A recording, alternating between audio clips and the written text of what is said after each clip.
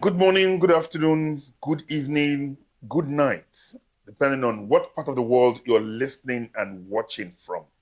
My name is Nodem, and my colleague, the controversial one, is the great Akaboy, the great. You have to put the great here. okay. I hear you. The great Akabwe. Okay, today we want to talk on a burning issue, and that has to do basically with Natasha Akpoti-Uduaghan's recall. It's like a book with many chapters. Yeah, I think I agree with you. The recall is basically based on not on performance, because as at last year, 2024, leadership newspaper awarded her as the most outstanding and the most best performing senator in the Federal Republic of Nigeria. And today she's been recalled. And the people spearheading recall did not at any point cite performance as an issue. No. So it was a mundane. Yeah, no, it's not mundane actually. It was more of hearing the voice of Esau and the hands of Jacob, or of Akpoti-Uduaghan, allegedly. Allegedly. So that being said, it's a show of shame. It's a show of shame. So you think it's more like a political retaliation, it's a political witch hunt, political vendetta? Yeah. How dare a woman, a beautiful young woman, who born you, to talk to the Senate? The most directionless Senate, if you might add. So it's a case of the body go surplus. Yes, but the body go full everywhere.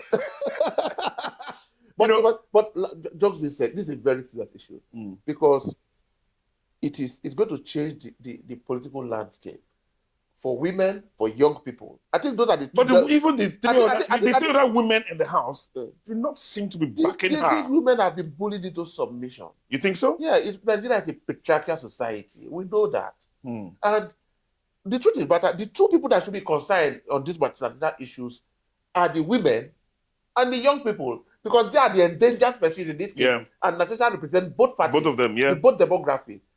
We are old men that have failed themselves and failed their generation. Are still perpetuating themselves in power. Are still perpetuating themselves in power. Are trying to quell all sense of common sense and digital reasoning, which Natasha stands for. I think. I remember the case of where they said we're going to store our information and everything on the cloud. And they said, what happens when the rain falls? But I think I like the position of, let's talk about INEC now and the legal requirement. What does it take to recall a senator? So if you go through our constitution, right? Go through our constitution. I don't know the exact section anymore, but I think I saw it the other day. If you go through our constitution, to recall a senator, it's quite a lengthy process. It was happen in 90 days. Yeah. First and foremost, you have to collect the signatures of all the 50% of registered voters from that constituency. And at the last check, we have about 480,000. So you're looking about 240 to 250,000 signatures. The people that is it Jessica? What's her name? No. But I think before we get to the issue of the signatures collection, right? People that voted in that election that brought Natasha in. Before she was rigged out and she won in the courts and she came back to the Senate. That's a fact. That's a fact. Yeah. She did beat the supposed winner in the court of law and then she was reinstated. Yeah. So the election that brought Natasha in recorded a vote of 106,000. So isn't that short of the required 240? That was for the election that brought her in as a senator. Okay. For you to remove her, you need close to 250,000. So is it? So when I say that those who elected her were like give or take about 30%, 35% of shots of those who want to remove her. Yes, interesting. So it's a whole process. And when you get the election, when you get the 250,000 signatures, I never go ahead to verify it. One after the other. Yes, when they verify the signatures, they will now subject it to a referendum, a yes or no referendum. Do you want her to go? I hope it's not the kind of the A say it and it knows the it's not, A's don't say it. It's not going to be voice. It's not going to be voice vote. So it has to be a proper referendum. Yeah. So and all of these things have to happen in 90 days, and that's where it's quite tricky, because how do you verify forensically? If Natasha that I know would go digital, she want to require for forensic verification of each of those signatures, and you and I know it will fall flat. Recently, the INEC Public Relations and Communications Unit did publish something about the inaccurate submission of the supposed signatures as well. I think we are getting to that. That's what I was getting to. So if you look at during the collation of this signature, a lot of videos went out. They were, Oh yeah. like witches in the coven. They were using torchlights to forge signatures. Do we have access to those videos? Yeah, I think the producer should cue some of those videos for us.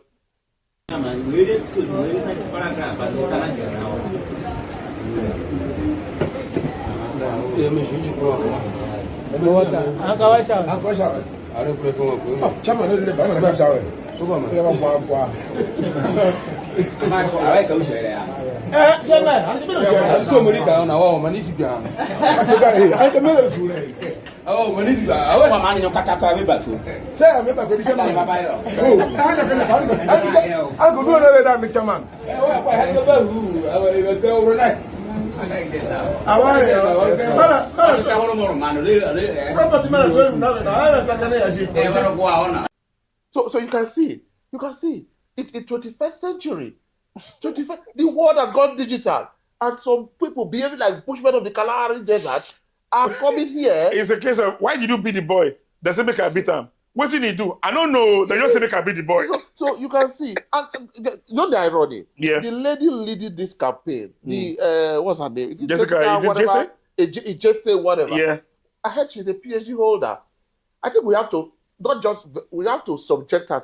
Well, you know, when we said it, we said this smacks of political vendetta. Yeah, it is. So in you know, and when you have such issues, you must have, it's like a game of chess.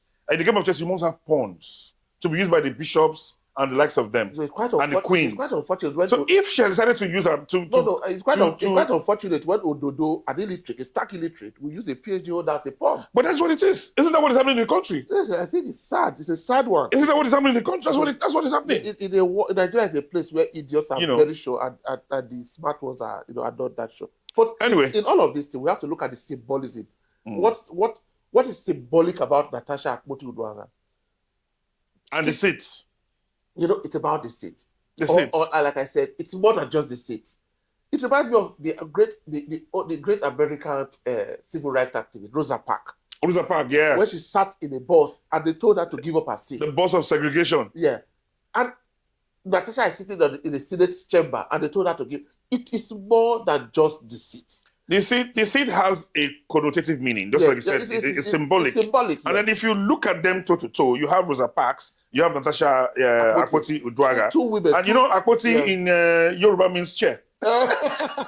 Akpoti means chair in Yoruba language. So now you're looking at these two different. Let me turn this so it doesn't distract. So you have two different chairs, and these chairs now you're looking at chairs that symbolizes freedom. Yeah, it's a freedom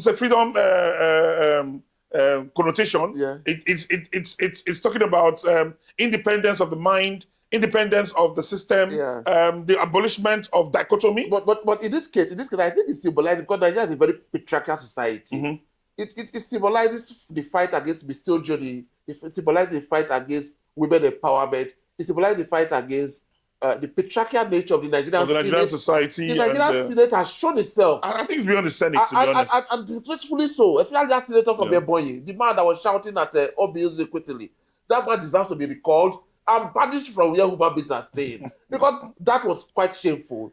It was a shameful act. I was watching a video with some of my friends, from other part of the world, and they were embarrassed. They thought we were monkeys.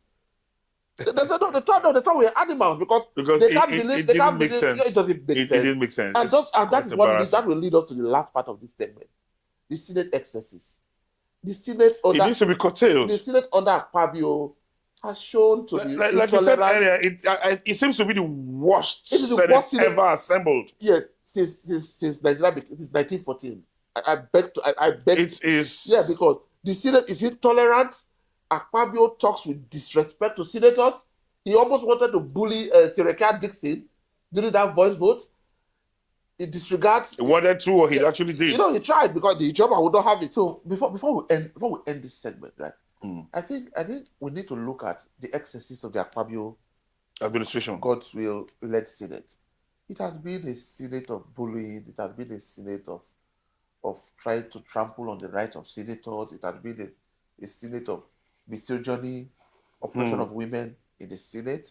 As you can see during the Kigube's issue, now Akpoti-Uduaghan. The only difference was that Ileti decided to take it a cow And to back down? and back down. But Uduaghan Akpoti is not having it. Now, even if it got so bad that even male senators are not spared, yesterday, Senator Baribe had to call the leadership of the Senate. Detect us. I think he was actually asking, he was making an inquiry. Are we now? Because it gets to the point. It's as if it was the ship was swerving towards that line of reasoning. Because nobody can say anything anymore. Look at this Akpoti's issue. Before Natasha could say anything, the Bible said, prepare for suspension. And the Hallelujah boy from Edo State, they followed. Neither Maswell. I'm disappointed. He's from my state. The people of Edo South should bury their head in shame. And I don't mind doesn't behave that way. Kissing the assist of Akpabio. And this is a man that is even morally bankrupt. That was debarred from from New York for fraud, for forgery, and stuff like that. Allegedly or confirmed? No, confirmed. The records are there. And this man did not declare it in his forms when he was contesting for elections. So why is it not being recalled? That is what, if there's anybody to be recalled in this saga, is Senator Akpabio, Senator Deda Baswe, and that silly senator from Ebonyi State. Let me be quick to ask, honesty. I think I heard a place where, I can't remember who it was now, one professor online was saying none of the Senate members in actual fact should be on their seats as we speak. Because they are so morally bankrupt, they do not deserve to be called senators. If not for INEC, that man from Ebonyi is a senator too. You call him a senator. No. Let's come to think of it. So, do you think that if not for INEC, the crooked nature of INEC, do you think that man would even scale clearance to become a senator? All of them are running on the IQs of Boros. I'm sorry to say.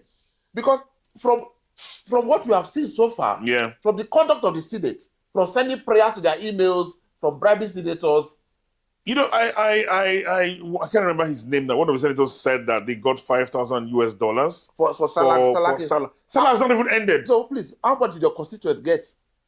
Salah has not even ended. So how much did your constituents for the Muslim faithfuls in Nigeria who elected them in? What are they getting? What are they getting? So it's a.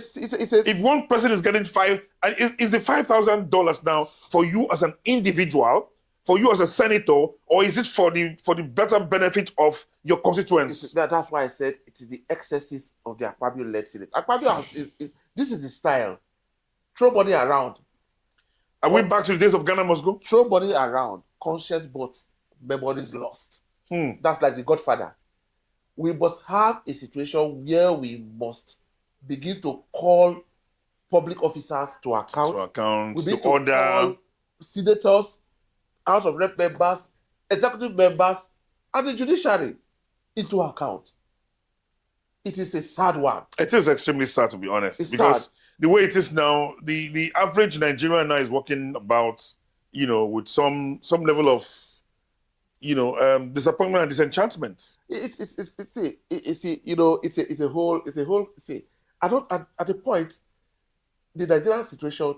When you are curing headache, you're having knee ache. When you're curing knee ache, you're having Achilles issues.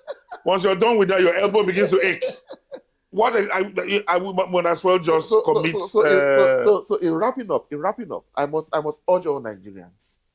It's a clarion call. We cannot allow the handful of individuals, the madmen, to take over the asylum, as Peter Obi would say. It's a shithole.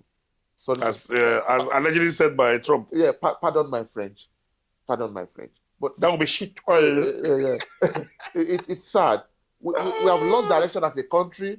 We have lost direction as a people. We have lost the unity of Nigeria.